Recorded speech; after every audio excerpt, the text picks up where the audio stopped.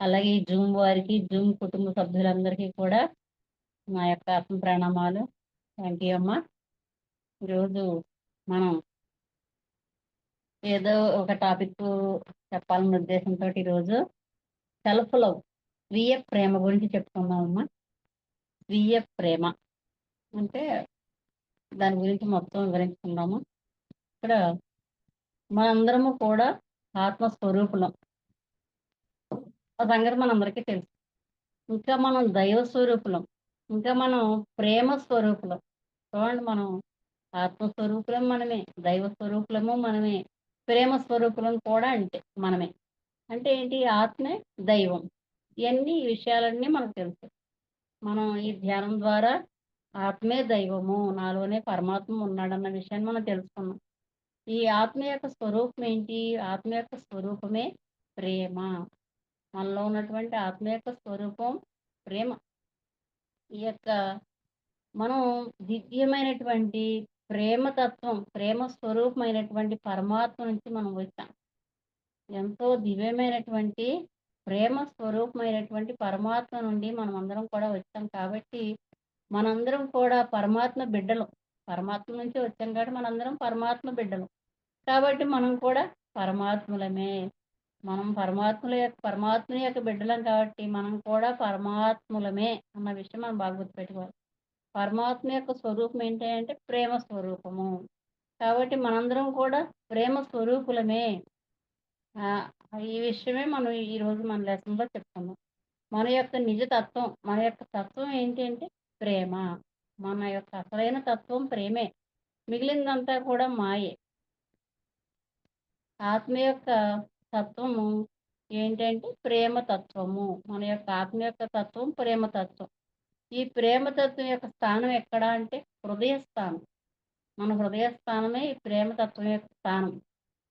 అయితే ఇక్కడ ప్రేమ అనేది ఏంటి? అత్యంత శక్తివంతమైనది. ఈ ప్రేమ అనేది ఇది ఎప్పుడూ కూడా సకారాత్మకమైనటువంటి శక్తిని కలిగి ఉంటుంది. అలాంటి భావన మనకి ఎప్పుడు సకారాత్మకమైన శక్తే ఉంటుంది ఈ ప్రేమ వల్ల. ఈ ప్రేమను మించినటువంటి శక్తి సృష్టిలో లేనే లేదు. అంత శక్తి ఉంది ప్రేమకి. అయితే ఇక్కడ మానవుడి యొక్క హృదయంలో నుంచి వెలువడేటువంటి అత్యంత శక్తివంతమైనటువంటి భావన ప్రేమ. మనలో నుంచి వెలువడేటువంటి శక్తివంతమైన భావన ప్రేమ. ఈ ప్రేమ ఏం చేస్తుందంటే దేన్నైనా సరే స్వస్థత చేయగలదు. అంటే ప్రేమను మించినటువంటి ఔషధము ఈ సృష్టిలో లేనే లేదన్నమాట. ప్రేమను మించిన ఔషధము ఈ సృష్టిలో లేదు. అన్ని రకాల సమస్యలకు కూడా ఈ ప్రేమ అనేది గొప్ప ఔషధంలా పనిచేస్తుంది. ఔషధం అంటే మందు, ఒక మెడిసిన్ మాట. ఒక మెడిసిన్లా పనిచేస్తుంది ఈ ప్రేమ అనేది. ఏ రకమైన సమస్యకైనా సరే ఈ ప్రేమ అనేది ఒక మందులా పనిచేస్తుంది అన్నమాట. అంటే ఇక్కడ ఈ స్వచ్ఛమైన ప్రేమ అనేది ఎక్కడి నుంచి వస్తుందంటే మొట్టమొదటిగా మనల్ని మనం ప్రేమించుకోవటంతో మొదలవుతుంది. ఫస్ట్ ముందు మనల్ని మనం ప్రేమించుకోవాలి. అక్కడి నుంచి స్టార్ట్ అవుతుంది ప్రేమ అనేది. మనల్ని మనం ప్రేమించుకుంటాం. ఎందుకు ప్రేమించుకోము? మనల్ని మనం ఇట్లా అద్దంలో చూసుకున్నప్పుడు మనం ఇష్టపడతాం కదా. అంటే మన మీద మనకి మన ప్రేమ ఉన్నట్లేమాట. మనం గొప్పగా ఉండాలి, బాగుండాలి, బాగా చదువుకోవాలి, గొప్ప స్థాయిలోకి వెళ్ళాలి.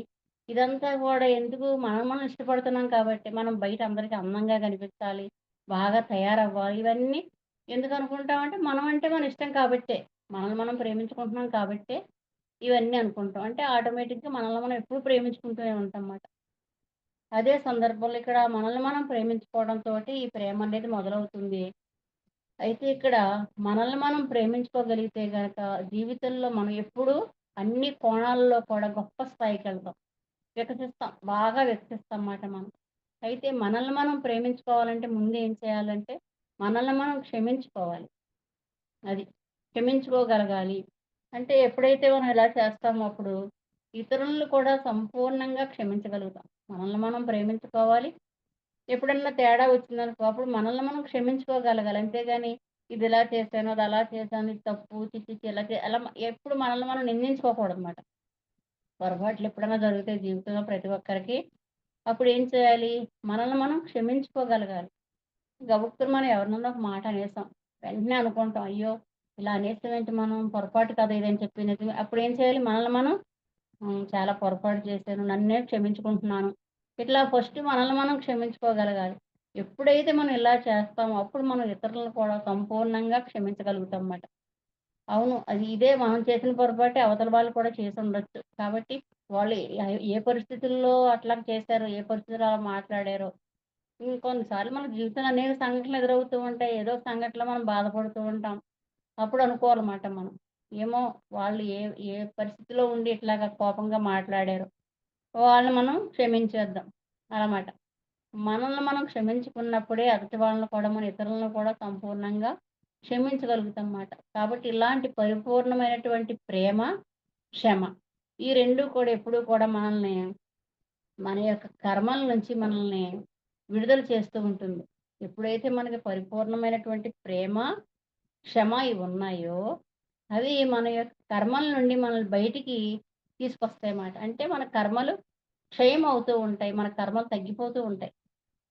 ఎప్పుడైతే మనం మనల్ని ప్రేమించుకుంటూ, ఎదుటి వాళ్ళని ప్రేమిస్తూ, మనల్ని మనం క్షమించుకుంటూ, ఎదుటి వాళ్ళని క్షమిస్తూ ఉంటామో, అప్పుడు మన యొక్క కర్మలు క్షయం అవుతూ ఉంటాయి.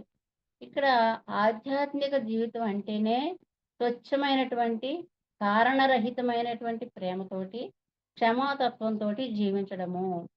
ఆధ్యాత్మికత అంటే ఏంటి? ఆత్మ గురించి తెలుసుకోవడమే ఆధ్యాత్మికత. ఈ ఆత్మ గురించి తెలుసుకున్నాం మనం. ఇప్పుడు ఆధ్యాత్మిక జీవితంలో ఉన్నాం. అంటే ఏంటి అంటే కారణరహితమైన ప్రేమతోటి, క్షమాతత్వంతోటి జీవించడము. కారణరహితమైన ప్రేమ అంటే అన్‌కండిషనల్ లవ్.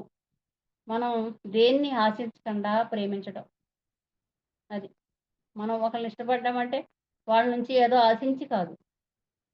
విశ్వంలో ప్రతి జీవిని ప్రతి ప్రాణిని కూడా మనం ప్రేమించగలగాలి. కారణరహితంగా ప్రేమించగలగాలి. అలా క్షమాతత్వంతో జీవించాలి. ఇది ఆధ్యాత్మిక జీవితం అంటే. ఈ ఆధ్యాత్మికత కూడా ఎలా మొదలవుతుంది? సహజ శ్వాసను గమనించటంతో మొదలవుతుంది.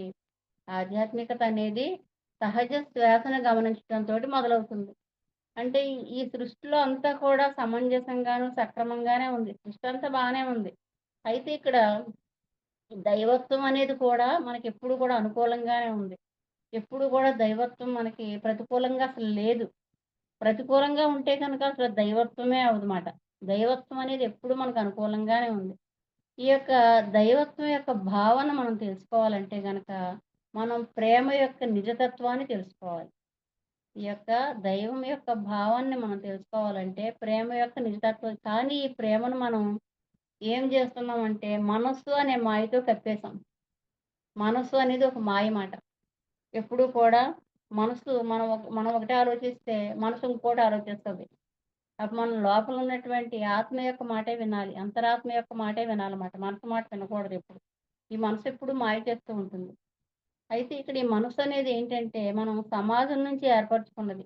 అసలు మనసనేది మనం కాదు. మనసనేది అసలు మనం కాదు. మనదెప్పుడూ కూడా దైవత్వము, ప్రేమతత్వము ఇవే మనది. మన అసలు స్వరూపాలు. కానీ ఈ సమాజం నుంచి మనం నేర్చుకున్న ఇవన్నీ కూడా, ఈ మనసుకు సంబంధించిన విషయాలన్నీ కూడా సమాజం నుంచి మనం నేర్చుకున్నామటండి. అయితే ఇక్కడ మన నిజతత్వం అనేది మనసు కాదు కాబట్టి ఇక్కడ అన్ని రకాల మతాలు, సంప్రదాయాలు ఇవన్నీ కూడా మనల్ని భయంతో నింపేసినియటండి. అనేక తరాలుగా ఈ మానవ జాతిని భయం అనేది పీడిస్తూ ఉంది. ప్రతి విషయానికి భయపడిపోతూ ఉంటాం మనం. అందరం అంతే. ఎప్పుడు కూడా ఏదో ఒక విషయానికి భయపడిపోతూనే ఉంటాం. ఈ భయం అనేదే మనల్ని ఎప్పుడూ నుంచో పీడిస్తూ ఉంది. ఇది మన మస్తిష్కంలోని తీవ్రమైనటువంటి అపరాధ భావంతో కూడా నిండిపోయి ఉన్నాం మనం. ఏమిటి అంటే మన అపరాధ భావన ఏంటని చూస్తే, మనం పరిపూర్ణులం కాదు. మనం పాపాత్ములము. ఎక్కడో స్వర్గం ఉందంట, ఎక్కడో నరకం ఉందంట. ఇట్లాంటివి ఎన్నో ఎన్నో విషయాలు మనకి చిన్నప్పటి నుంచి చెప్పారు కదా! అవన్నీ మన మనసుల్లో ఉండిపోయినియమాట. ఇలాంటి వివిధ రకాల భావాలు, వివిధ రకాల భయాలు మనలో ఉన్నాయి లోపలెక్కడో. ఈ భయాలే మనల్ని నడిపిస్తూ ఉంటాయన్నమాట. ఆ భయాలు మనల్ని ఎప్పుడూ నడిపిస్తూ ఉంటాయి. ఆ భయాలతోనే మనం జీవిస్తూ ఉంటాం ఎప్పుడు కూడా. మన హృదయంలో ఉండవలసినటువంటి ప్రేమ లేనప్పుడు అప్పుడు ఈ భయం ఆక్రమిస్తుంది. మన హృదయంలో ప్రేమ లేపోతేనే అప్పుడు ఈ భయమనేది వస్తుంది. మన హృదయంలో ప్రేముంటే భయం బయటికి పోతుంది. అది ఈ రెండిటికి ఒకదానికొకటి సంబంధం మాట. మన హృదయంలో ప్రేమ లేపోతే భయమొస్తుంది. ప్రేముంటే భయం బయటికి పోతుంది. అంటే ప్రేమ వికసిస్తే గనక భయం ఉండదు. ఎప్పుడైతే అన్ని సకల జీవ ప్రాణి కోటిని మనం ప్రేమతో చూస్తామో మనకు భయం అనేది ఉండదు. ఇక్కడ భయము, ప్రేమ అనేవి ఏంటంటే వెలుతురు, చీకటి లాంటివి. భయం అనేది చీకటి, ప్రేమ అనేది వెలుతురు. ఒకటి ఉంటే ఇంకొకటి ఉండదు. వెలుతురు ఉంటే చీకటి ఉండదు. చీకటి ఉంటే వెలుతురు ఉండదు. ఈ 2 అట్లా ఉంటాయి. ఇక్కడ ఏం చేస్తాం మనం, మన యొక్క సంపూర్ణ తత్వాన్ని మనం మర్చిపోయాం. కానీ ఇక్కడ మనం సహజంగా సంపూర్ణంగా ఉన్నవాళ్ళమే. మనం నిజంగా ఎంతో సంపూర్ణ తత్వంతో, దైవత్వంతోటి ఈ భూమి మీదకి జన్మించాం. అయితే ఇక్కడ మన ఆత్మ అనేక జన్మలు తీసుకుందని మనకు తెలుసు. మనం ఎన్నో జన్మలు తీసుకున్నాం ఇప్పటి వరకు. ఎక్కడి నుంచి? ఫస్ట్ ఖనిజ జాతిగా జన్మించాం. తర్వాత వృక్ష జాతి, తర్వాత జంతు జాతి, అప్పుడు తర్వాత చివరికి పరిపూర్ణమైనటువంటి మానవ జన్మగా వికసించుకొని వచ్చాం మనం. అద్భుతమైనటువంటి మానవ జన్మని తీసుకున్నాం. ఓషో గారు చెప్తున్నారు. మనం పరిపూర్ణులుగానే జన్మించాం. కానీ కాబట్టి మనం ఈ పరిపూర్ణత కోసం మనం వేరేగా పాకులాడవలసిన అవసరం మనకు లేదు. ఈ మానవ జన్మ అనేది మహోత్కృష్టమైనది. ఎంతో గొప్పది. ఈ మానవ జన్మ ఎంతో గొప్పది. 84 లక్షల జీవరాశుల్లో మానవుడు ఉన్నతమైన జన్మ తీసుకున్నాడు. మనం 84 లక్షల జీవరాశుల్లో మానవ జన్మ అనేది ఉన్నతమైనటువంటి జన్మ. కాబట్టి మనం ఇక్కడికి దైవత్వాన్ని కోసం వచ్చినటువంటి మానవులం మాత్రం మనం కాదు. ఎందుకొచ్చామంటే ఇక్కడికి మనం మానవీయ అనుభవాలను పొందడానికి వచ్చినటువంటి దైవాలము. మనం దైవాలమే. ఎందుకొచ్చామంటే ఈ యొక్క మానవీయ అనుభవాలను పొందడానికి ఈ భూమి మీదకొచ్చాం. అనేక జన్మలు తీసుకొని చివరికి మానవులుగా మానవీయ అనుభవాలను పొందడం కోసం భూమి మీదకొచ్చినటువంటి దైవాలం మనం.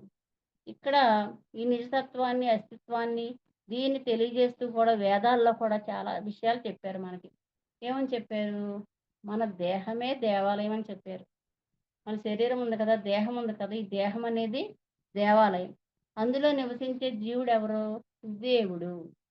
మన లోపల ఎవరున్నారు? జీవుడు. ఆ జీవుడే దేవుడు. ఆ జీవుడు ఉండబట్టే మనం శ్వాస తీసుకోగలుగుతున్నాము. మనం తీసుకున్నటువంటి ఆహారం జీర్ణం చేసుకోగలుగుతున్నాము. చక్కగా తిరగగలుగుతున్నాం, నడవగలుగుతున్నాం, ఎన్నో పనులు చేయగలుగుతున్నాం. మన శరీరంలో ఎన్నో అవయవాలు, ఎన్నో వ్యవస్థలు చక్కగా వాటి పనవి చేసుకుంటున్నాయి. లోపల మన అవయవాలు లోపల అవన్నీ గుండె ఎలా కొట్టుకుంటుందో మనం చూస్తున్నామా? తెలీదు కదా మనకి. ఇదంతా ఎవరు చేస్తున్నారు? లోపల ఉన్నటువంటి జీవుడు. ఆ జీవుడే దేవుడు. లోపలే దేవుడున్నాడు మనకి. ఈ యొక్క సనాతనుడు పరమాత్మ, ఈ మానవుడని చెప్పేసి, మానవుడు పరమాత్మ అని చెప్పేసి వేదాల్లోనూ చెప్పారు. శంకరాచార్యుల వారు కూడా తెలియజేశారు. ఇంకా న్యూ ఎనర్జీ పుస్తకాల్లో కూడా ఈ విషయాన్ని వివరించడం జరిగింది. మానవుడే దేవుడు అన్న విషయాన్ని అందరూ చెప్పారు. నీలోనే పరమాత్మ ఉన్నాడు అని చెప్పారు. అది నమ్మాలి, మనం గట్టిగా నమ్మాలన్నమాట మనం. లక్షల సంవత్సరాల క్రితం ఈ దైవ స్వరూపమైనటువంటి మనము ఈ భూమి మీదకి ఎందుకోసం వచ్చామయ్యా అంటే అనుభవాల కోసం వచ్చాము. జీవితంలో అనుభవాలు, ఎన్నో అనుభవాలు ఉంటాయి మనకి. ప్రతిరోజు ప్రతి విషయం ఒక కొత్త అనుభవమే ఈ జీవితంలో మనకి. కాబట్టి మన మనము ఈ యొక్క ప్రేమ స్వరూపమైనటువంటి దైవ స్వరూపం, మన స్వరూపం ఏంటయ్యా అంటే దైవ స్వరూపము. కాబట్టి మన సహజ లక్షణం ఏంటి అని చూసినట్లయితే గనక మన సహజ లక్షణము ప్రేమ, స్వేచ్ఛ. అది మన అసలు లక్షణం ఏంటంటే ప్రేమ, స్వేచ్ఛ. అది గుర్తుపెట్టుకోవాలి మనం. అంతేగాని భయము, దుఃఖము మాత్రం కాదు. భయము, దుఃఖము మన సహజ లక్షణం కాదు. మన సహజ లక్షణం ఏంటంటే ప్రేమ, స్వేచ్ఛ. మరి మన స్వేచ్ఛ, మనోశక్తి, సంకల్ప శక్తి సంపూర్ణంగా సద్వినియోగం చేసుకున్నప్పుడు మనం దివ్యత్వ అనుభూతులు పొందుతామన్నమాట. మనం దివ్యత్వ అనుభూతులు పొందాలంటే మన స్వేచ్ఛని, మన మనోశక్తిని, మన యొక్క సంకల్ప శక్తిని మనం సద్వినియోగం చేసుకోవాలి. అప్పుడు మనం ఈ దివ్యత్వం యొక్క అనుభూతిని మనం పొందడం అనేది జరుగుతుంది. అయితే ఇక్కడ మనం గుర్తించినప్పుడు మనలో ఉన్నటువంటి ప్రేమ నుంచి అద్భుతమైనటువంటి పాజిటివ్ భావనలు వస్తాయన్నమాట. పాజిటివ్ భావనలు వస్తాయి మనలో. అవి ఎలా తెలుస్తాయి మనకి? ఈ పాజిటివ్ ఆలోచనలు మాత్రమే వస్తాయి. అవి మనం గుర్తించాలి. పాజిటివ్ భావనలు వచ్చినియి అంటే మనలో దివ్యమైనటువంటి ప్రేమ ఉంది అని అర్థం మాట. మంచి పాజిటివ్ భావనలు, పాజిటివ్ ఆలోచనలు వచ్చినప్పుడు మనం ప్రేమను గుర్తించాలి. భయం వచ్చిందనుకో మనకి నెగెటివ్ ఆలోచనలు వస్తాయి. ఎప్పుడైనా సరే. నెగెటివ్ ఆలోచనలు వచ్చినాయి అంటే భయం ఉంది లోపలని అర్థం మనకి. ఇక్కడ ప్రేమ అనేది హృదయానికి సంబంధించినటువంటి ఆహారం. ప్రేమ అనేది మన హృదయానికి సంబంధించినటువంటి ఆహారం. దాన్ని మనం ఎప్పుడు హృదయానికి అందిస్తూ ఉండాలన్నమాట ఆహారాన్ని. ఈ ప్రేమనే ఇస్తూ ఉండాలి. అంటే మంచి మంచి ఆలోచనలు చేస్తూ, మంచి మంచి భావనలతోటి పాజిటివ్ ఆలోచనలు, పాజిటివ్ భావనలతో ఉన్నప్పుడు మనం చాలా సంతోషంగా ఉంటాంమాట. సమాజంలో మనం వ్యక్తీకరించుకునే ప్రేమలున్నాయి కదా! సమాజంలో ఏంటవి సంబంధ బాంధవ్యాలతో, కారణాలతోటి పరిమితమై ముడిపడిపోయి ఉన్నాయి. ప్రేమలు సమాజంలో మనం వ్యక్తీకరించుకునే ప్రేమలు ఏంటి అని చూస్తే అవి తల్లి, బిడ్డ. ఇవి కారణాలతోని సంబంధ బాంధవ్యాలతో ముడిపడి ఉన్నటువంటి ప్రేమలు చెప్తున్నాను ఇక్కడ. తల్లి, బిడ్డ, అలాగే అక్క, చెల్లి, అలాగే ఇలాగా ఈ వ్యక్తిగతమైన బంధాలతో ముడిపడి ఉండి వీళ్ళందరూ వారి యొక్క ప్రేమల్ని ప్రదర్శిస్తూ ఉంటారు. తండ్రి, కొడుకు, కూతురు, కోడలు ఇట్లాగ ఇవన్నీ కూడా వ్యక్తిగతమైన బంధాలతో ముడిపడి ఒకరి మీద ఒకరు ప్రేమను పంచుకుంటూ ఉంటామన్నమాట. అనంతమైనటువంటి ప్రేమతత్వం అనేది ఇక్కడ పరిమితంగా ఉంటుంది.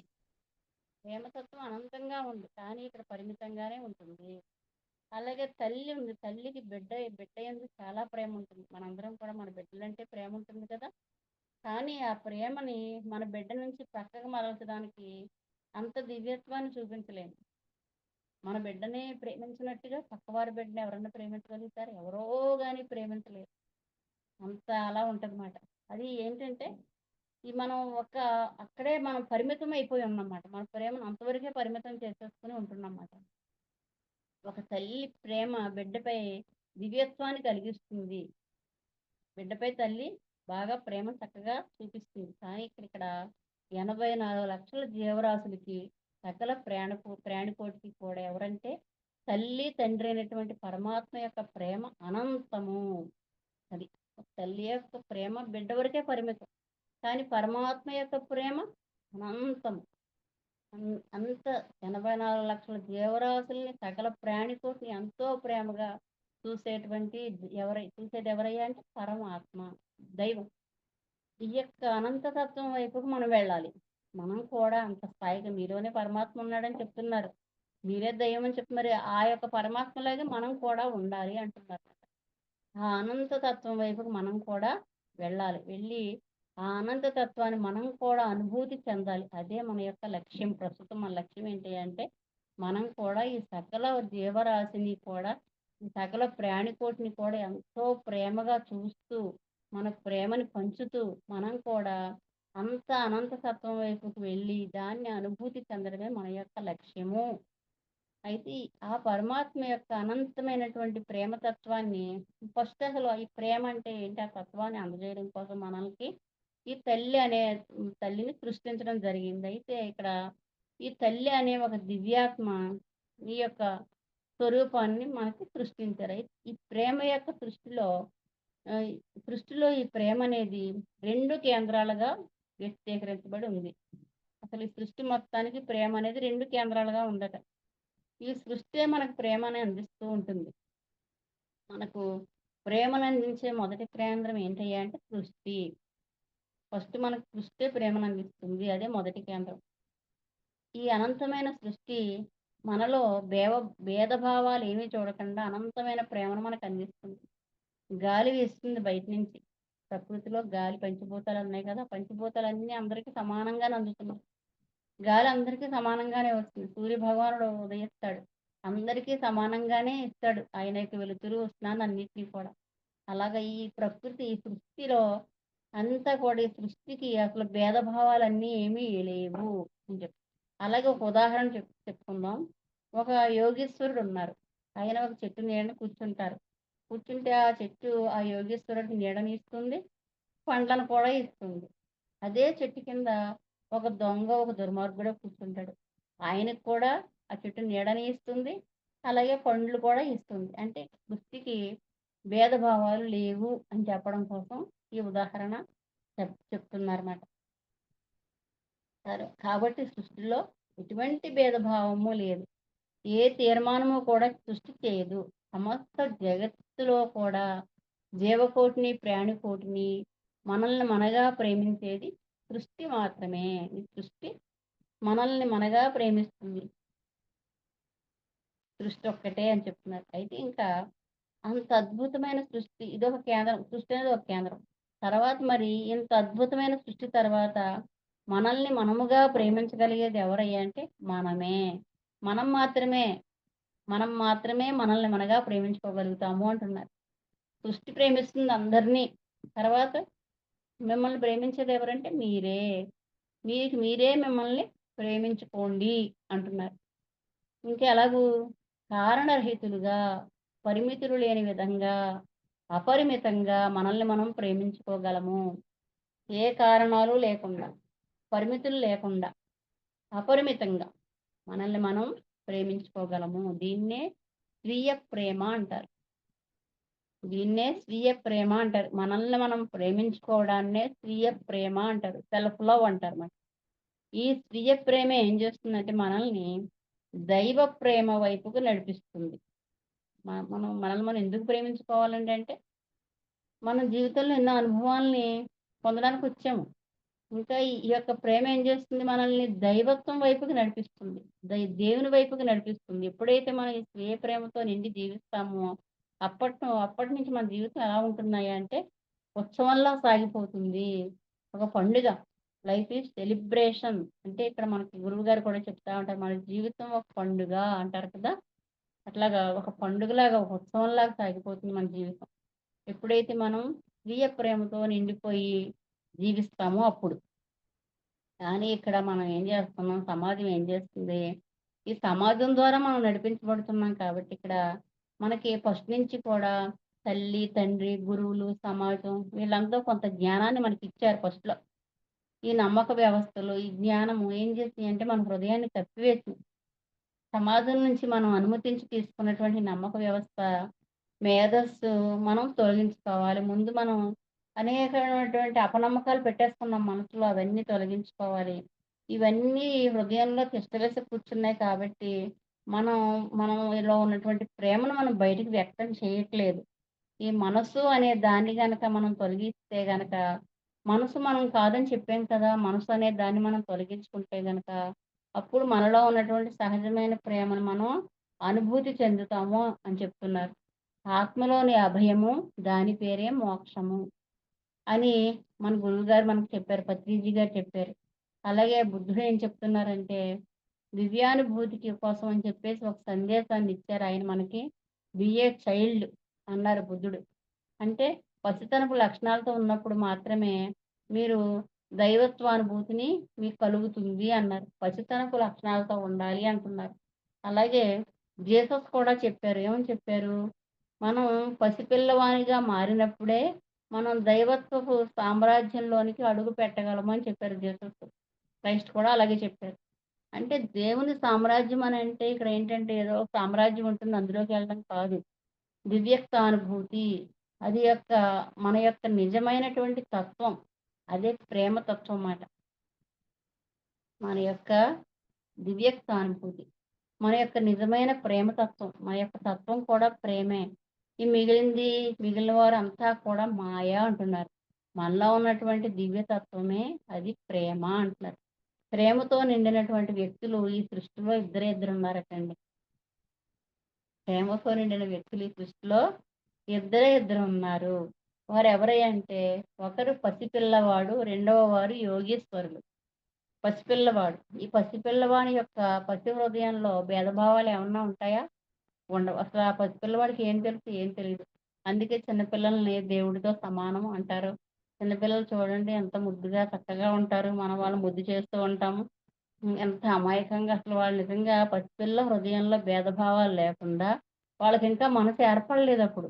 మనసు ఏర్పడకుండా వాళ్ళకి తారతమ్యాలనేవి లేకుండా చక్కగా తనలో తాను నవ్వుకుంటూ ఉంటారు పసిపిల్లలు. మనం చూస్తాంగా అందరిళ్ళల్లో పసిపిల్లల్ని. పసిపిల్లల్ని చూస్తే మనం కూడా ఎంతో ఆనందపడిపోతూ ఉంటాం అందుకే మరి. ఈ పసిపిల్ల హృదయంలో భేదభావం అనేది ఉండదు. వాళ్ళకింకా మనసనేది ఏర్పడలేదు కాబట్టి వాళ్ళకేం తెలీదు. వాళ్ళెప్పుడు తనలో తాను నవ్వుకుంటూ ఉంటారు ఈ పసిపిల్లలు. అతనికి ఈ పసిపిల్లవానికి వ్యత్యాసాలేమీ లేవు. వాళ్ళేం జేస్తారు, మలమూత్రాలతో ఆడుకోగలరు. పసిపిల్లల్ని పడుకోబెడతారు తల్లి. వాళ్ళేం జేస్తారు, అక్కడే అన్నీ చేస్తా ఉంటారు. విసర్జిస్తారు. దాంతోనే అక్కడ దొర్లుతా ఉంటారు. వాళ్ళకేమన్నా తేడా తెలుసా? అలాగే మనం మట్టి, బంగారము 2 ఇచ్చామనుకోండి వాళ్ళకేమన్నా తేడా తెలుసా? రెండిటిని ఒకే రకంగా స్వీకరిస్తారు. ఇది బంగారం, ఇది మట్టి అని వాళ్ళకేమీ తెలీదు. దేనిలో కూడా వాళ్ళు వ్యత్యాసాలను చూడకుండా దాన్ని అనుభూతి చెందుతూ ఉంటారు. తనతోనే తాను జీవించగలుగుతూ ఉంటారు. దేనిలో వ్యత్యాసాలు పసిపిల్లవాడికి ఏం తెలుస్తాయండి? తేడాలు ఏమీ తెలీవు కాబట్టి, వాళ్ళు దేనితో కూడా అనుభూతి వారి దగ్గర ఏదుంటే దాంతోనే అనుభూతి చెందుతూ, తనలో తానే జీవిస్తూ అలాగ ఆడుకుంటూ ఉంటారు వాళ్ళు. ఇలాగ అత్యంత ఆనందంగా జీవించగలిగే పసిపిల్లవాడు ఒకరైతే, మరొకరు అత్యంత ఆనందంగా జీవించగలిగే మరో వ్యక్తి ఎవరంటే యోగీశ్వరులు. యోగీశ్వరుడంటే తెలుసు కదండీ మనకి! తపస్సు చేసుకుంటారు కదా మునులు. వీరు కూడా ప్రపంచంతోటి ఎట్టి సంబంధం లేకుండా తనతో తాను ఉంటూ ఆనందం పొందుతూ ఉంటారు. వారెలా ఆనందం పొందుతున్నారు మనందరికీ తెలుసు. వీరేం చేస్ వీరు వీరు ఆయన చక్కగా ధ్యానం చేసుకుంటూ ఉంటారు. లోపల అంతరంలోకి ఎళ్తారు. హ్మ్. వేరే వేరే లోకాల్లో విహరిస్తూ ఉంటారు. అక్కడన్నీ చూస్తా ఉంటారు. దివ్యలోకాలన్నీ చూస్తారు. బోలెడు లోకాలున్నాయి కదా! కొన్ని వందల లోకాలు, వేల లోకాలు ఉన్నాయని చెప్తారు కదా! ఆ లోకాల్లో విహరిస్తారు వాళ్ళు. ధ్యానంలోకెళ్ళిపోయి, ధ్యానంలో వాళ్ళు ఆ లోకాలన్నీ విహరిస్తారు. అక్కడ వాళ్ళు అన్నీ చూసి అవన్నీ ఆనందంతో పరవశించిపోతూ ఉంటారు. వాళ్ళలో వాళ్ళు సంతోషపడుతూ ఉంటారు యోగీశ్వరులు. వీరు ఈ పసిపిల్లవాడు, యోగేశ్వరులు. వీరిద్దరూ కూడా అసలైన ప్రేమ తత్వంతో, ఆ ప్రేమ అనుభూతితో నిండి ఉంటారు. చూడండి ఎంత బావుందో కదా!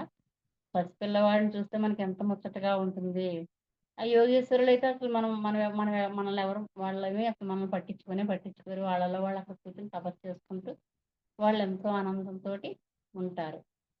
ఎందుకున్నారంటే, వాళ్ళలో అసలైన ప్రేమతత్వం ఉంది. ఆ ప్రేమ అనుభూతితో వాళ్ళు నిండిపోయి ఉన్నారు కాబట్టి. అటువంటి ప్రేమను మరి మనం ఎలా పొందగలుగుతాం? మనం కూడా పొందాలి కదా మరి అటువంటి ప్రేమని. అంటే ఇక్కడ మనం ఏం చేయాలి? ఈ ప్రేమకు నిలయమైనటువంటి హృదయాన్ని కప్పి ఉంచేటువంటి మనస్సు ఉంది కదా! ఈ మనస్సుని మనం తొలగించుకోగలగాలి. అదండి. ఈ మనస్సును తొలగించుకోవడం ఎలా అంటే అన్యదా శరణం నాస్తి, ధ్యానం శరణం గచ్ఛామి. అది. అంటే మనం ఏం చేయాలి ఇప్పుడు? ధ్యానాన్ని ఆశ్రయించాలి. అప్పుడు ఏం చేస్తాం మనం ధ్యానంలో ఏం చేస్తారు? కూర్చొని కళ్ళు మూసుకోండి. శ్వాసను గమనించండి. వేళ్ళల్లో వేళ్ళు పెట్టుకోండి. కాళ్ళు క్రాస్ చేసుకోండి. ఆలోచన లేకుండా ఆలోచనలు నియంత్రించాలి అంటున్నారు. ఆలోచనలంటే ఆలోచనలు చేసేది ఎవరై అంటే మన మనస్సే కదా! మనసుకి మనం కూర్చున్న దగ్గర నుంచి ముసిరేస్తూ ఉంటాయి ఆలోచనలు ఇంకా ఒకటా, రెండా? అప్పుడు మరీ ఎక్కువొచ్చేస్తాయి మన ధ్యానంలో కూర్చునేపాటికి. అంటే అప్పుడు మనం ఈ మనసుని అప్పుడు మనం మనసుని తొలగిస్తాం పక్కకి. శ్వాస మీద ధ్యాస పెట్టి మనసుని తొలగిస్తాం. అప్పుడు మన ధ్యానాన్ని ఎప్పుడైతే ఆచరిస్తామో, అప్పుడు ధ్యానంలో మనం ఏం చేస్తాం? ఈ విషయాలన్నిటిని మనలో ఉన్నటువంటి విషయాలన్నిటిని కూడా నిర్విషయం చేస్తాం. పక్కకు పెట్టేస్తాం. ఈ విషయాలన్నిటిని పక్కకు పెట్టేస్తాం. కాబట్టి ఏమంటారంటే అప్పుడు యోగః చిత్త వృత్తి నిరోధకః అంటారు. ఈ యోగం వల్ల మన చిత్తాన్ని అన్నిటిని కూడా నిరోధించడం జరిగింది అప్పుడు. కాబట్టి మన యోగులు అదే చెప్పారు మనకి. ఎప్పుడైతే మనం ధ్యానం చేస్తామో అప్పుడు ఏం జరుగుతుంది? మన ఆలోచనలయన్నీ లయమైపోయి, మనస్సు లయమైపోతుంది. ఆలోచనలన్నీ పోతాయి. అప్పుడు మనస్సు లయమైపోతుంది. అది. ఎప్పుడైతే మనసు లయమైపోతుందో అప్పుడు హృదయం వికసిస్తుంది. అదండి. మనం ధ్యానంలో కూర్చున్నప్పుడు ఆలోచనలన్నీ లయమైపోతే, మనసు లయమైపోతే అప్పుడు మన హృదయం వికసిస్తుంది. అప్పుడు హృదయంలో ఉన్నటువంటి ప్రేమ పొంగి పొర్లుతుంది. అప్పుడు మన హృదయంలోంచి ప్రేమొస్తుందన్నమాట. నిజంగా మనం ధ్యానంలోకొచ్చినప్పుడు రాకముందు ఎలాగున్నాము, వచ్చిన తర్వాత ఎలాగున్నామని మనం ఆలోచించుకుంటే చాలా తేడా మనకే తెలిసిపోతుందన్నమాట. తెలిసిపోతుంది. అందరికీ తెలిసిపోతుంది. ఎందుకంటే ఆటోమేటిక్‌గా మనలో ఉన్నటువంటి వేరే వేరే లక్షణాలన్నీ మరి మనకు అంతకుముందు ఏం తెలీదు గదా! మామూలుగా జీవించేసాం అంతే. ఏదో బతికేసాం అలాగా. కొన్ని మనకు తెలిసిన విషయాలు మనకున్న జ్ఞానంతోటి మన పూర్వజన్మలో ఉన్నటువంటి వాసనల వల్ల ఏదో కొద్ది కొద్దిగా తెలిసిన విషయాలతోటి నిజంగా న్యాయంగా, ధర్మబద్ధంగా హాయిగానే జీవించాం. అందుకే ఈ రోజు ఇలా ధ్యానంలోకి కూడా వచ్చాము. ధ్యానం కూడా మనం చేస్తున్నాం. అయితే ఇక్కడ అప్పుడు ఈ ధ్యానం చేస్తున్నప్పుడు అప్పుడు హృదయం వికసిస్తుంది. హృదయంలో ఉన్నటువంటి ప్రేమ అనేది పొంగి పొర్లుతుంది. అందుకే మన ధ్యానంలో చూడండి అందరూ ఆత్మబంధువులు అవుతారు అందుకే. ఆ ప్రేమ వల్లే. అందుకే మనం ధ్యానంలో మన ఆలోచన పొరలను వీడి మనసును లయం చేస్తాము. ఆలోచనలు వదిలేస్తాం. మనసును లయం చేస్తాం. ఈ ధ్యానంలో మనం పొందేటువంటి ఈ కాస్మిక్ ఎనర్జీ ఉంది కదా! విశ్వశక్తి వస్తుంది కదా! విశ్వశక్తి గ్రహిస్తాం కదా మనం. బ్రహ్మరంధ్రం ద్వారా విశ్వశక్తి వస్తుంది కదా మన శరీరంలోకి. ఆ కాస్మిక్ ఎనర్జీ కూడా ప్రేమే. అది కూడా ప్రేమేనటండి. ఆ ప్రేమ ద్వారా మనం ఆనందానుభూతిని పొందుతాము. ఎంతో ఆనందం వస్తుందన్నమాట మనకి. అప్పుడు ఆ కాస్మిక్ ఎనర్జీ ఈ ధ్యానంలో ఈ మనస్సు లయమైపోయి ఆలోచనలు లేని స్థితికి వెళ్ళిపోయినప్పుడు మనకి ఎంతో ఆనందం కలుగుతుంది. మన ధ్యానులు కూడా ధ్యానం చేస్తూ నవ్వుకుంటారు. చక్కగా ఆనందంగా ఉంటారన్నమాట. వాళ్ళలో వాళ్ళు ఆనందపడుతూ ఉంటారు. నిరంతరం ధ్యానం చేయడం వల్ల మనం ఏం చేస్తాం, మనం కోల్పోయినటువంటి పసితనపు హృదయాన్ని, ఆ యొక్క ఆ ప్రేమ యొక్క దివ్యతత్వాన్ని మళ్ళీ మనం పుణికిపుచ్చుకోగలుగుతాం. చూసారండి? ఈ ధ్యానం చేయడం వల్ల మనం కోల్పోయిన పసితనపు హృదయం మళ్ళీ మనకొచ్చేస్తుందన్నమాట. ఆ యొక్క ప్రేమ యొక్క దివ్యత్వ తత్వం కూడా మనం పుణికిపుచ్చుకోగలుగుతాం మాట. మనం ఇక్కడ ఏం చేస్తున్నాం, శ్వాస మీద ధ్యాస పెట్టినప్పుడు మనం ప్రేమను శ్వాసిస్తున్నాం. మన చుట్టూ ఉన్న ఈ ఈ శ్వాస ద్వారా మనం ప్రేమను శ్వాసిస్తున్నాం. ఈ ప్రేమని గుండె నిండా నింపుకుంటున్నాం. అది మనం చేయవలసిన పని. ప్రేమను శ్వాసించి, ఆ ప్రేమను గుండె నిండా నింపుకుంటున్నామన్నమాట. ఎప్పుడైతే మనం ఈ ప్రేమను అంతరాంతరాల్లో నింపుకుంటామో, అప్పుడు మళ్ళీ ఆ ప్రేమే విశ్వాస రూపంలో బయటికొస్తుంది. గాలి విడిచినప్పుడు ఆ శ్వాస ద్వారా బయటికి వచ్చి, అది కూడా మన చుట్టూ ఆవరించి ఉంటుంది. అంటే అది కూడా ప్రేమే. మనం శ్వాస ద్వారా ప్రేమనే పీల్చుకుంటున్నాం. నిశ్వాస ద్వారా మళ్ళీ ప్రేమనే బయటికి విడిచిపెడుతున్నాం. మన చుట్టూ అంతా ప్రేమ ఆవరించి ఉంది అని చెప్తున్నారు. అయితే ఇక్కడ ఈ ప్రేమను ఈ ప్రేమకి మనం మరి ధ్యానంలో ఎక్కువగా ప్రేమను పొందుతున్నాం కాబట్టి, ఈ ప్రేమకు అడ్డుపడేటువంటి మనస్సు ఏం చేస్తుంది? మార్పును అంగీకరించదు. మళ్ళీ మనం ధ్యానం మానేసిన తర్వాత మళ్ళీ మనస్సు మళ్ళీ మామూలు స్థితికి వచ్చేస్తా ఉంటది. అంటే అందరికీ కాదు. కొంత ఉదాహరణలు మనం తెలుసుకోవాలి కాబట్టి సబ్జెక్ట్ కొన్ని ఉదాహరణలు ఇక్కడ. ఇక్కడ ఒక వ్యసనపరుడుంటారు. వాళ్ళకి అనారోగ్యం అని తెలిసినా సరే, ఆ వ్యసనాన్ని వారు మార్చడానికి ఇష్టపడరు. ఆ వ్యసనాలను మార్చుకోరమాట కొంతమంది. ధ్యానం చాలా గొప్పదని తెలుసు. అయినా సరే కొంతమంది ధ్యానంలోకి రావడానికి వాళ్ళకి మనస్సు ఇష్టపడదు. ఎట్లాగంటే మార్పును అంగీకరించరమాట చాలామంది. దీన్నేమంటారంటే మానసిక జడత్వం అంటారు. ఇంకా వాళ్ళు ఎప్పటికో వస్తారు ఇంక ధ్యానం చేయడము, ఇవన్నీ మార్చుకోవడం నెమ్మదిగా జరుగుతుందన్నమాట. కొంత టైం పడుతుంది వాళ్ళకి. ఎవరికి వారు బయటపడాలి. దాని నుంచి ఎవరికి వారు బయటపడాలి. వాళ్ళు మార్పుని అంగీకరించినప్పుడే ఈ దైవత్వంలోకి అడుగుపెట్టడం అనేది జరుగుతుందన్నమాట. ఈ దైవత్వంలోకి అడుగుపెట్టడం అంటే ధ్యానంలోకి రావడమే. అదండి. మనం ఈ దైవత్వంలోకి అడుగుపెట్టడం అంటే ధ్యానంలోకి రావడమే. ప్రేమ దేన్నైనా కరిగించి వేయగలదు.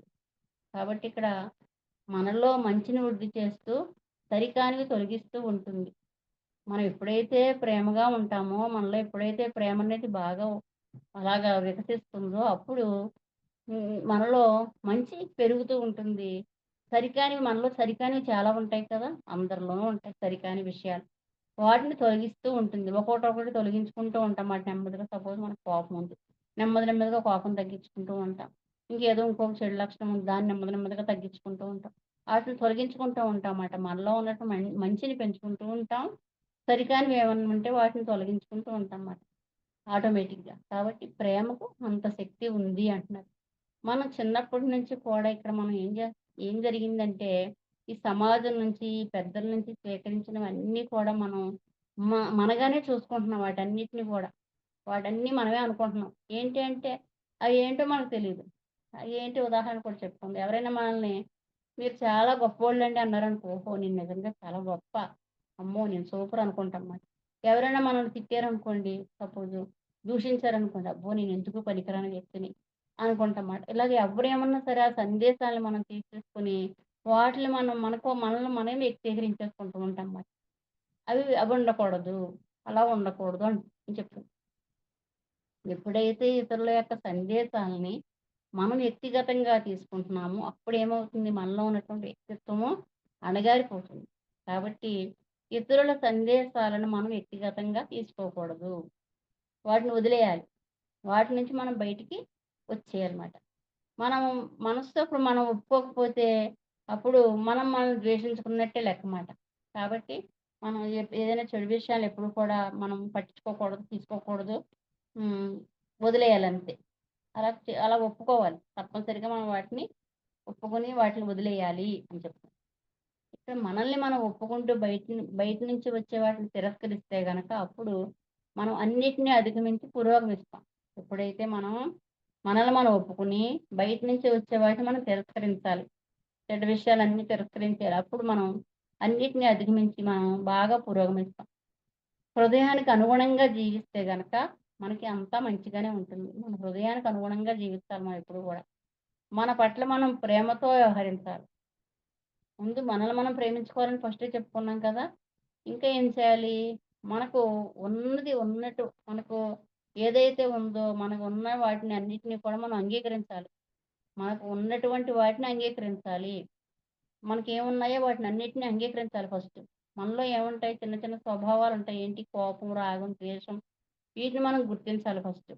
ఇవి గుర్తించి వాటితో మనం ప్రేమగా వ్యవహరించాలి ఫస్ట్. ప్రేమగా వ్యవహరించి వాటిని ప్రేమతోనే బయటికి విడుదల చేయాలి. వాటిని అణగదొక్కడానికి ప్రయత్నం చేయకూడదు. కోపం ఉంది సపోజ్ దాన్ని అణగదొక్కడానికి ప్రయత్నం చేయకూడదు. దాన్ని మనం ధ్యానంలో కూర్చొని కోపాన్ని బయటికి పంపించాలి. ప్రేమగా బయటికి దాన్ని విడుదల చేయాలి. ఇంకా అణగదొక్కాలని ప్రయత్నిస్తే మాత్రం అవి ఇంకా ఇంకా విజృంభిస్తాయని చెప్తున్నారు. ముందు మనం ఏమిటో తెలుసుకోవాలి. అసలు ముందు మనం ఏంటి? మనలో ఉన్నవి ఏమి మనం వృద్ధి చేసుకోవాలంటే అనుకుంటున్నాము? మనలో ఉన్నటువంటి ప్లస్ పాయింట్స్ ఏంటి? మంచి లక్షణాలేంటి? వాటిని మనం ఎలా వృద్ధి చేసుకోగలము? వాటిని మనం ఏం వృద్ధి చేసుకోగలము అని చెప్పి ముందు మనం చూసుకోవాలి. తర్వాత వేటిని సరి చేసుకోవాలనుకోవాలి. వేటిని పెంచుకోవాలి, వేటిని సరి చేసుకోవాలో మనం తెలుసుకోవాలి. తర్వాత ప్రేమ తత్వంతోటి మనకు అవసరం లేని వాటిని బయటకు విడుదల చేయాలి. ఇవన్నీ కూడా అప్పుడు మనకి చక్కగా సులువుగా మనకు అవసరం లేనియన్నీ బయటికెళ్ళిపోతాయి. మనం వృద్ధి చేసుకోవాలనుకున్నవి పెరుగుతాయి. ఇలాగా మనం సరి చేసుకోవాలనుకున్నవి సరవుతాయిమాట. అలాగే మనలో ఉన్నటువంటి గొప్ప విషయాలను, గొప్ప గుణాలను మనం ప్రశంసించుకోవాలి. సపోజ్ ఆ మేడం గారున్నారు. కూర్చున్న మేడం గారు. పేరు రత్నకుమారి గారు. ఆ మేడం గారు చక్కగా పాటలు పాడతారు. పాడితే ఏమనుకోవాలావిడి, నేను చాలా బాగా పాడతాను అనుకోవాలమాట. నాకు పాటలు చాలా బాగా వచ్చు. నేను చాలా బాగా పాడతానని ఆవిడకావిడే ప్రశంసించుకోవాలమాట అలాగా. అలా ఇంకో మేడం గారుంటారు. ఆవిడ చక్కగా పాఠం చెప్తారు. ఆవిడేమనుకోవాలంటే నేను చాలా బాగా చెప్తాననుకో. అలాగా కొందరుంటారు ఎంతో అందంగా ఉంటారు. నేను చాలా అందంగా ఉన్నాను. తప్పేముందండి? ఉన్నది విషయమే కదా అది. కాబట్టి ఇట్లాగా ఎవరికి వారు ప్రశంసించుకోవాలి. మనల్ని మనం ప్రశంసించుకోవాలి. మనలో ఉన్న గొప్ప విషయాలు ప్రతి ఒక్కరిలోనూ ఏదో ఒక గొప్ప విషయం ఉంటుంది. ఏదో ఒక గొప్ప గుణం ఉంటుంది. దాన్ని తప్పనిసరిగా మనకు మనం ప్రశంసించుకోవాలి. అలాగే మనం ఎప్పుడైతే మన దృష్టిని ఒక్క దాని మీద కేంద్రీకరిస్తూ ఉంటామో దాని యొక్క శక్తి పెరుగుతుంది. సపోజ్ ఇందాక చెప్పాను కదా! మేడం గారు పాటలు బాగా పాడతారు. ఇంకా ఆ పాటలు పాడడం మీదే దృష్టి పెట్టుకున్నారనుకోండి ఇంకా ఇంకా ఆ యొక్క దాని యొక్క శక్తి పెరుగుతుందన్నమాట. ఇంకా ఇంకా బాగా పాడగలుగుతారు. అలాగే. అలా ప్రశంసించుకుంటూ మనలో ఉన్న గొప్ప విషయం మీద దాని మీద దృష్టి కేంద్రీకరిస్తారు. ఇంకా అభివృద్ధి చెందుతుందన్నమాట ఆ యొక్క లక్షణం. కొంతమంది పెయింట్స్ వేస్తారు. కొంతమంది చక్కగా వంటలు చేస్తారు. ప్రతి ఒక్కరిలోనూ ఒక సృజనాత్మక శక్తి, మంచి కళ ఉంటుంది. తప్పనిసరిగా దాన్ని అందరూ అభివృద్ధి చేసుకుంటారు. అప్పుడవి ద్విగుణీకృతం అవుతాయి. అవి ఇంకా ఇంకా బాగా వచ్చేసి మనకి చక్కగా మంచిగా మనకి ఉంటాయన్నమాట అండి. అలవడతాయి. మనలో ఆ సద్గుణాలనేవి మరింతగా వృద్ధి చెందుతాయి. ఇప్పుడు నేను ఉదాహరణకి కొన్ని విషయాలు చెప్పాను. ఇంకా గుణాలు కూడా, ఆ గుణాలన్నీ కూడా అభివృద్ధి చెందుతాయి. ఇలా మనలో ఉన్న రెండిటిని మనమే ప్రేమతో ఒకదాన్నేమో వృద్ధి చేసుకుంటున్నాము. అవసరమైన దాన్ని బాగా వృద్ధి చేసుకుంటాము. అవసరం లేని దాన్ని బయటికి వదిలివేసుకుంటున్నాము. మనమే చేసుకోవాలి. మనలో ఉన్నటువంటి ప్లస్‌లన్నీ అభివృద్ధి చేసుకోవాలి. మైనస్‌లన్నీ బయటికి పంపించేయాలి. ఇలా చేసినప్పుడు మనం పరిపూర్ణత్వాన్ని సిద్ధించుకుంటాం మాట. ఎప్పుడైతే మనం అలా చేస్తామో అప్పుడు మనం పరిపూర్ణత్వాన్ని సిద్ధించుకుంటాం. మనం ఏం చేయాలి? మన శరీరాన్ని, మనస్సుని, బుద్ధిని, ఆత్మని, ఉనికిని, స్వరూపాన్ని మనం మనల్ని ఎప్పుడూ ప్రేమించుకుంటూ ఉండాలి. చూడండి. మన శరీరాన్ని ప్రేమించుకోవాలి. మనస్సుని, బుద్ధిని, ఆత్మని, ఉనికిని, సర్వస్వాన్ని మనం ప్రేమించుకోవాలి. మనల్ని మనం ప్రేమించుకుంటూ ఉండాలన్నమాట. ఎప్పుడైతే అన్నింటినీ ప్రేమతో నింపుతామో అంతా చక్కగా దివ్యత్వంతో విరాజిల్లుతూ ఉంటుందటండి. మనం అన్నింటినీ ప్రేమతో నింపాలి. చూడండి మనకు చెప్తారు. ప్రేమగా మనకు మంచినీళ్ళు ఉన్నాయి. నీళ్లుంటాయండి. అసలు నీళ్ళు లేపోతే మనకొక క్షణం గడుస్తుందండి? వాటర్‌కి ఏం చెప్పుకోవాలి మనం ప్రతిరోజు? థాంక్స్ అని చెప్పుకోవాలి. వాటర్‌కి థాంక్స్ చెప్పుకోవాలి. అలాగే మనం పడుకునే బెడ్డుంటది. దానికి గూడా థాంక్స్ చెప్పుకోవాలి. మనకు హాయిగా విశ్రాంతినిచ్చింది గదా! ప్రతి వస్తువుకి ఇంట్లో ఉన్న మనం వాడుకునే ప్రతి వస్తువుకి మనం కృతజ్ఞతలు చెప్పుకోవాలండి. ప్రేమతో చూడాలన్నమాట. ఏ వస్తువునైనా సరే ప్రేమగా చూసుకోవాలన్నమాట. అది. అన్నిటిని ప్రేమతో నింపుకోవాలి. అప్పుడు మనకి అంతా కూడా చక్కని దివ్యత్వంతో విరాజిల్లుతూ ఉంటుంది. మనలో ప్రేమ ఉన్నప్పుడే మనం పక్కవారిని ప్రేమించగలుగుతాము. ఇది బాగా గుర్తుపెట్టుకోవాలి. మనలో ప్రేమ ఉంటేనే మనం పక్కవారిని ప్రేమించగలుగుతాం. మనలో లేనిది మరొకళ్ళకి ఎలాగివ్వగలుగుతాం? ఇవ్వలేం కదా! మనల్ని మనం దివ్య ప్రేమతో నింపుకున్నప్పుడు, మనం పక్కవారిని కూడా ప్రేమించగలుగుతాము. అది. ముందు మనల్ని మనం దివ్య ప్రేమతో నింపుకుందామండి. తర్వాత అందరిని కూడా ప్రేమిద్దాం. ఎప్పుడైతే మనల్ని మనం పరివర్తన చెందించుకుంటామో, ముందు మనం మారాలి కదా! మనం పరివర్తన చెందాలి. అప్పుడు సమాజం, సంఘం, దేశం అన్నీ పరివర్తన చెందుతాయి. అదే అంటారు కదా! స్వీయ పరివర్తనే విశ్వ పరివర్తన. ముందు మనం మారాలి. తర్వాత ఆటోమేటిక్‌గా సమాజం అన్నీ మారిపోతూ ఉంటాయి. మనలో పరివర్తన లేకుండా విశ్వంలో దేనిని మనం మార్చలేము. ముందు మనం మారకుండా దేన్ని మార్చలేం. సృష్టిలో అన్నీ ఉన్నట్లుగానే ఉన్నాయి. కానీ మన దృష్టిలోనే ఉంది లోపమంతా కూడా అంటారు. మన దృష్టిని బట్టే కదా సృష్టి. ఇక్కడ మనం ఉదాహరణ చెప్పుకుందాం. ఒక వ్యక్తి ఒక మంచి చక్కటి పెయింటింగ్ ఏసారండి. అది మహా అద్భుతంగా చాలా చక్కగా ఉందన్నమాట చూడడానికి. ఆ యొక్క ఆ యొక్క ఆయనేసినటువంటి పెయింటింగ్‌ని లేతే ఒక శిల్పం చెక్కారు. దీన్ని మనం ఆనందంగా స్వీకరిస్తాం చక్కగా. ఒక వ్యక్తి దాన్ని అబ్బా! చాలా అద్భుతంగా ఉంది అని ఆనందంగా స్వీకరిస్తారు. మరి ఇంకో వ్యక్తి ఏమవుతారు? ఏముంది? అందులో ఏముంది? అంతా పిచ్చి గీతలు అని చెప్పి అనుకుంటారు. అంటే ఒక్కొక్కరు ఒక్కో దృక్కోణంతో చూస్తారు. ఎవరి దృక్కోణం వారిది. కాబట్టి ఇక్కడ సృష్టిలో ఎక్కడా కూడా లోపం లేదు. మన దృష్టిలోనే లోపం ఉంది అని చెప్తున్నారు. కాబట్టి అంటే దృష్టి మారితే సృష్టి మారుతుంది. మన దృష్టే మారాలండి. మన దృష్టి మారితే సృష్టంతా సవ్యంగానే బానే ఉంది అంటున్నారు. ఇక్కడ ఇంత గొప్ప ప్రేమనేది ఒక బీజ రూపంలో, ఒక శక్తి రూపంలో నిక్షిప్తమై ఉంది. విత్తనం ఉంది. విత్తనం తెలుసా మనకందరికీ బీజం అంటే విత్తనం. ఆ విత్తనం రూపంలో ఉంది ఈ ప్రేమనేది. ఈ విత్తనాన్ని చక్కని ప్రేమతో, అనుకూల తత్వంతో మనం వృద్ధి చేసుకుంటే అప్పుడది మొక్కగా, మహావృక్షంగా, విరాట్ స్వరూపంగా విరాజిల్లుతుంది. మనకి విత్తనం గురించి తెలుసు కదా! విత్తనం చూడడానికి అందులో ఏమన్నా కనిపిస్తుందా మనకి? ఏమీ కనపడదు. ఆ విత్తనాన్ని తీసుకెళ్ళి భూమిలో పాతిపెట్టి నీరు పోస్తే అప్పుడు ఒక మొక్కొస్తుంది. దాంట్లోంచి ఒక పెద్ద వృక్షం వస్తుంది. అది విరాట్ స్వరూపంగా ఒక పెద్ద పెద్ద పెద్ద వృక్షంగా మారిపోతుంది. ఆ విత్తనంగా ఉన్నప్పుడు వృక్షం కనిపించిందండి అందులో మనకి? కనపడదు గదా! విత్తనమే కనిపిస్తుంది. కానీ అందులో పెద్ద వృక్షం ఉందన్న విషయం వృక్షం వచ్చిన తర్వాత మనకు తెలుస్తుందన్నమాట. కాబట్టి ఇక్కడ ఈ ప్రేమనే బీజం కూడా అంతే. ఈ బీజము అంటే మన ప్రేమతో ఈ బీజాన్ని మనలో ఉన్నటువంటి ప్రేమ అనే బీజాన్ని అనుకూల తత్వంతో మనం వృద్ధి చేసుకుంటే గనక అది మొక్కగా, మహావృక్షంగా, విరాట్ స్వరూపంగా విరాజిల్లుతుంది. కాబట్టి ఇక్కడ భూమిని, విశ్వాన్ని రక్షించాలన్నా, ప్రక్షాళన చేయాలన్నా కూడా ఆ శక్తి అంతా కూడా ప్రేమలోనే ఉంది. ప్రేమ శక్తే దేన్నైనా సాధించగలదు. అందుకే రామ్‌తా మాస్టర్ చెప్తారు. "ఆత్మ ప్రేమికులారా రండి. ఆత్మ ప్రేమికులే విశ్వ ప్రేమికులు.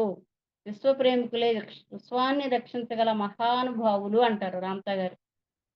కాబట్టి ఇంతటి దివ్య ప్రేమను మనం అనుభూతి చెందుతూ, అందరికీ అనుభవపూర్వకంగా తెలియజేస్తూ, మనల్ని మనం ఉద్ధరించుకుంటూ, ఆనందంగా జీవించేలా మనల్ని మనమే తయారు చేసుకోవాలి.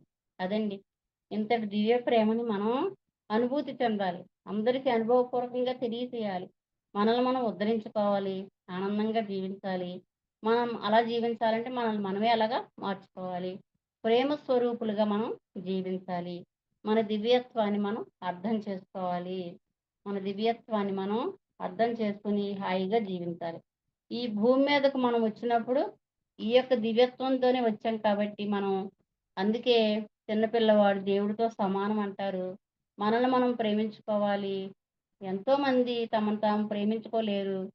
కాబట్టి వారు కూడా ఎప్పుడూ కూడా ఎవరిని వారు ప్రేమించుకుని గౌరవించుకోవాలి అని చెప్తున్నాము.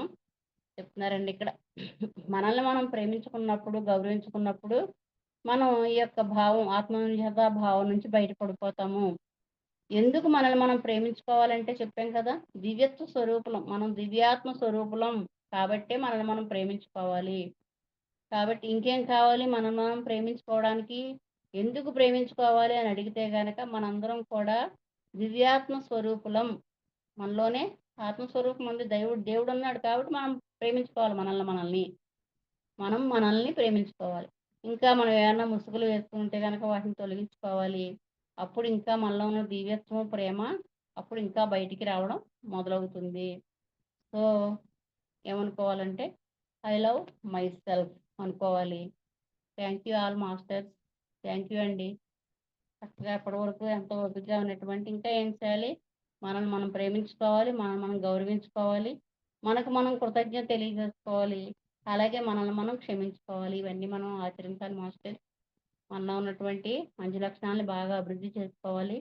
ప్రతిరోజు ధ్యానం చేస్తే ఇవన్నీ సాధ్యమవుతాయి. ఓకే అండి. థాంక్ యూ అండి. అందరికీ నమస్తే అండి. Thank you madam.